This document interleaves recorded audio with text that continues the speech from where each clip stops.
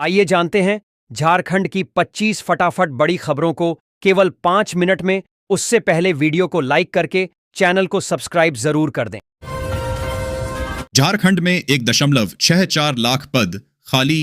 MLA Satyendra Nath Tiwari के सवाल पर हेमंत सरकार का जवाब। विधानसभा में विभिन्न विभागों में रिक्त पदों का मुद्दा उठा। सरकार ने स्वीकार किया कि 3.51 लाख स्वीकृत पदों में से 1.64 लाख पद खाली हैं। सदन में गूंजा नेत्रहाट और अंबेडकर विवि का नाम। उच्च शिक्षा और पर्यटन से संवरेगा झारखंड का भविष्य। झारखंड सरकार ने बजट सत्र में शिक्षा, बुनियादी ढांचे और पर्यटन की भविष्य की योजनाएं प्रस्तुत की। उच्च शिक्षा मंत्री सुदिव्य कुमार ने नेत्रहाट आवासीय विद्यालय को पुनर्जीवित करने और सीएम स्कूल ऑफ एक्सीलेंस की सफलता पर जोर दिया। झारखंड प्रशासनिक सेवा के 15 अधिकारियों को मिली प्रोन्नति। राज्य कोटे से बने नए IAS 4 के नाम अटके। झारखंड में प्रशासनिक फेरबदल के तहत 15 झारखंड प्रशासनिक सेवा JAS अधिकारियों को भारतीय प्रशासनिक सेवा IAS में पदोन्नत किया गया है। भारत सरकार के कार्मिक मंत्रालय ने 2024 की रिक्तियों के आधार पर अधिसूचना जारी की। रांची में कांग्रेस के समर्थन में जुटे 37 पार्षद बोले पार्टी ही तय करे डिप्टी मेयर का उम्मीदवार। कांग्रेस ने रांची नगर निगम के डिप्टी मेयर चयन हेतु 37 पार्षदों का सम्मान समारोह आयोजित किया। पार्षदों ने पार्टी को उम्मीदवार तय करने का आग्रह किया और पूर्ण समर्थन का वादा किया। झारखंड में 4th क्लास के कर्मचारी बिना परीक्षा के क्लर्क पद पर होंगे नियुक्त। सरकार कर रही विचार। झारखंड विधानसभा सत्र में सरकार 4th श्रेणी कर्मियों को बिना परीक्षा लिपिक पद पर नियुक्त करने पर विचार कर रही है। कार्मिक विभाग ने बिहार से रिपोर्ट मांगी है, जहां यह व्यवस्था लागू है। झारखंड विधानसभा सत्र में गूंजेगा नगर निकाय चुनाव के नतीजों की गूंज। बदलेंगे राजनीतिक समीकरण। झारखंड नगर निकाय चुनाव के नतीजे आगामी विधानसभा सत्र को प्रभावित करेंगे। शहरी क्षेत्रों में झामुमो के बेहतर प्रदर्शन से पार्टी का मनोबल बढ़ा है, जबकि भाजपा की उम्मीदों पर खरी न उतरने से सदन में उसकी आक्रामकता कम हो सकती है। बीजेपी के कार्यक्रम में धनबाद मेयर संजीव सिंह ने बनाई दूरी। सियासी हलचल तेज। रांची में भाजपा ने स्थानीय निकाय चुनाव के विजयी प्रतिनिधियों का सम्मान समारोह आयोजित किया। राष्ट्रीय महामंत्री अरुण सिंह ने प्रतिनिधियों को जनता के लिए समर्पित रहने की सलाह दी। झारखंड की 40,000 सहिया को मिला 22,000 रुपए। स्वास्थ्य मंत्री की पत्नी ने दिया चेक। अंतर्राष्ट्रीय महिला दिवस पर झारखंड की लगभग 40,000 सहियाओं को स्वास्थ्य प्रहरी योजना के तहत 22,000 रुपए की प्रोत्साहन राशि मिली। स्वास्थ्य मंत्री की पत्नी इरफाना इरफान ने रांची में आयोजित कार्यक्रम में सांकेतिक चेक प्रदान किए। सुबह छाए घने बादल। आज से 3 दिन गरज के साथ आंधी बारिश। धनबाद में मौसम बदलने वाला है। मार्च के पहले सप्ताह में गर्मी के बाद अगले 3 दिनों तक गरज के साथ आंधी और बारिश की संभावना है। मौसम विभाग ने धनबाद समेत उत्तर पूर्वी जिलों के लिए येलो अलर्ट जारी किया है, जिसमें 30 से 40 किलोमीटर प्रति घंटे की रफ्तार से तेज हवाएं चलेंगी।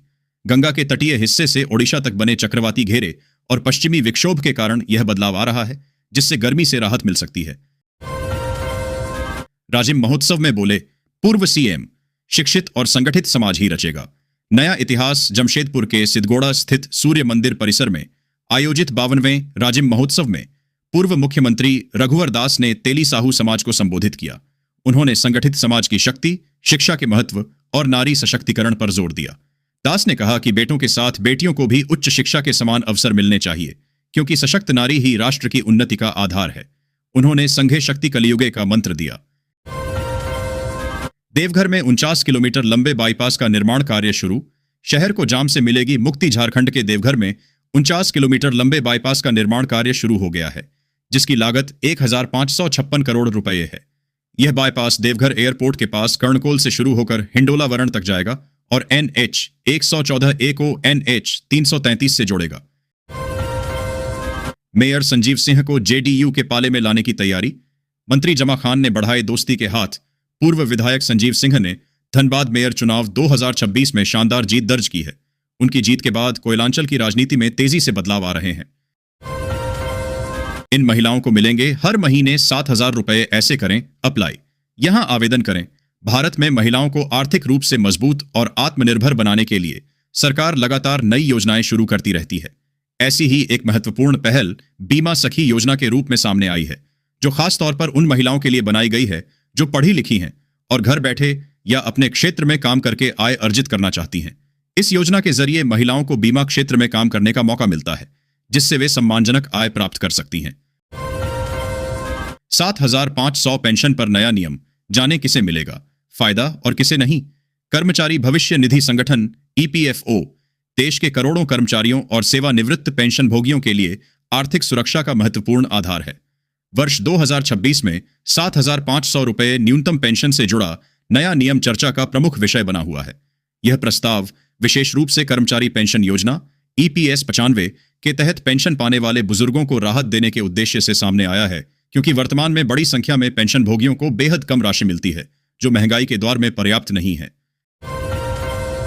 गरीब विद्यार्थियों के लिए बड़ी खुशखबरी, अब मिलेंगे 48,000 रुपए तक। जाने कौन कर सकता है आवेदन। देश में लाखों ऐसे विद्यार्थी हैं जो प्रतिभाशाली होने के बावजूद आर्थिक तंगी के कारण अपनी पढ़ाई बीच में छोड़ने को मजबूर हो जाते हैं। खासकर अनुसूचित जाति SC, अनुसूचित जनजाति ST और अन्य पिछड़ा वर्ग OBC से आने वाले छात्रों को उच्च शिक्षा प्राप्त करने में कई तरह की वित्तीय समस्याओं का सामना करना पड़ता है। ऐसे विद्यार्थियों के लिए SC/STO BC स्कॉलरशिप 2026 किसी बड़ी राहत से कम नहीं है। इस योजना के तहत पात्र छात्रों को 48,000 रुपए तक की आर्थिक सहायता प्रदान की जाएगी, जिससे वे अपनी पढ़ाई बिना किसी आर्थिक बोझ के जारी रख सकें। अब मिलेंगे सहारा इंडिया के 50,000 रुपए। जाने आवेदन की पूरी प्रक्रिया। कई सालों से अपनी जमा पूंजी वापस पाने का इंतजार कर रहे सहारा समूह के निवेशकों के लिए एक बड़ी और उम्मीद भरी खबर सामने आई है। केंद्र सरकार ने CRCS सहारा रिफंड पोर्टल को दोबारा खोल दिया है, जिससे वे सभी निवेशक अब ऑनलाइन आवेदन कर सकते हैं जिन्होंने अब तक पंजीकरण नहीं कराया था। सत्यापन प्रक्रिया पूरी होने के बाद पात्र निवेशकों को पहली किस्त के रूप में अधिकतम 50,000 रुपए तक की राशि सीधे उनके बैंक खाते में भेजी जाएगी। यह कदम उन लाखों परिवारों के लिए एक नई शुरुआत की तरह है जो वर्षों से न्याय और अपने पैसे की वापसी की आस लगाए बैठे थे। LPG गैस बुकिंग का बदला नियम, अब 25 दिन बाद मिलेगा अगला सिलेंडर। जमाखोरी रोकने के लिए सरकार का एक्शन घरेलू रसोई गैस सिलेंडर बुकिंग नियमों में बदलाव किया गया है। अब उपभोक्ताओं को एक सिलेंडर की डिलीवरी के बाद अगला सिलेंडर बुक करने के लिए 25 दिन इंतजार करना होगा, जो पहले 15 दिन था। धनबाद रेलवे स्टेशन की बदलेगी सूरत, 2 चरणों में होगा काम। टूटेंगे मकान, दुकान और होटल। धनबाद रेलवे स्टेशन का पुनर्विकास 2 चरणों में होगा। पहले चरण में दक्षिणी छोर विकसित होगा, जबकि दूसरे में मौजूदा स्टेशन का नवीनीकरण होगा। 7 सालों तक लड़ी कानूनी लड़ाई, अब डॉक्टर मनोज कच्छप बने रांची यूनिवर्सिटी में। असिस्टेंट प्रोफेसर डॉक्टर मनोज कच्छप को 7 साल की लंबी कानूनी लड़ाई के बाद रांची विश्वविद्यालय के स्नातकोत्तर नागपुरी विभाग में सहायक प्रोफेसर नियुक्त किया गया है। झारखंड लोक सेवा आयोग JPSSC ने पहले उन्हें साक्षात्कार सूची से बाहर कर दिया था। झारखंड में 647 स्वास्थ्य केंद्रों को मिलेगा भवन, कई हेल्थ सेंटर होंगे अपग्रेड। केंद्र ने जारी किए 516 करोड़ रुपए।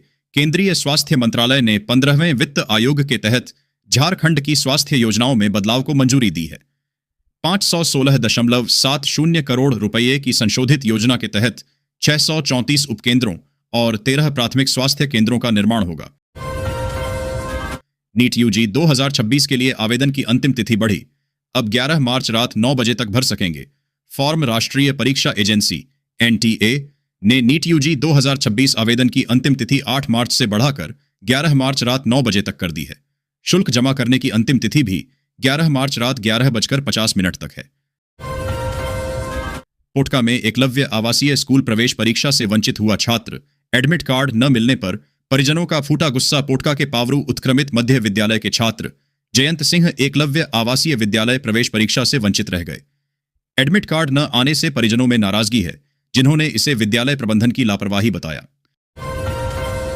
बंगाल में राष्ट्रपति के अपमान पर गरमाई सियासत। झारखंड के नेता प्रतिपक्ष ने ममता बनर्जी से की माफी की मांग। बाबूलाल मरांडी ने ममता बनर्जी पर राष्ट्रपति के प्रोटोकॉल का उल्लंघन करने और संवैधानिक पद का अपमान करने का आरोप लगाया। उन्होंने कहा कि ममता को सार्वजनिक रूप से माफी मांगनी चाहिए। मुख्यमंत्री मनिया सम्मान योजना की फरवरी महीने की राशि जारी। 3.7 लाख महिलाओं को मिले 96.79 करोड़ रुपए। रांची जिले में मुख्यमंत्री मनिया सम्मान योजना के तहत फरवरी माह की राशि जारी कर दी गई है।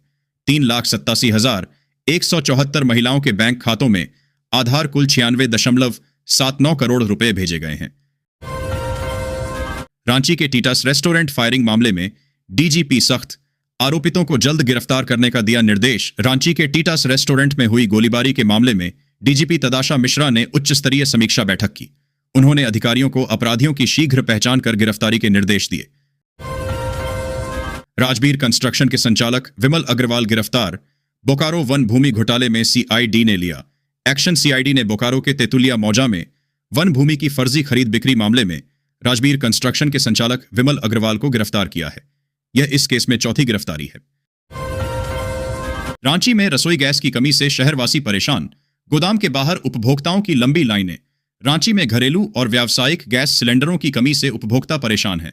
कीमत बढ़ने के बाद स्थिति और बिगड़ गई है, जिससे लंबी कतारें लग रही हैं। कई लोग बिना सिलेंडर के लौट रहे हैं और होटल कैंटीन भी प्रभावित हैं। मुर्शिदाबाद में फिर झंडा फहराने की तैयारी में कांग्रेस। दिग्गज नेता को मिली अहम जिम्मेदारी। कांग्रेस पश्चिम बंगाल के मुर्शिदाबाद में अपना पुराना गढ़ फिर से हासिल करने की तैयारी में है। पूर्व झारखंड कांग्रेस अध्यक्ष राजेश ठाकुर को इस क्षेत्र का पर्यवेक्षक नियुक्त किया गया है। रांची में अरगोड़ा से नया सराय रिंग रोड तक 6 किलोमीटर फोरलेन सड़क का होगा निर्माण। भूमि अधिग्रहण शुरू।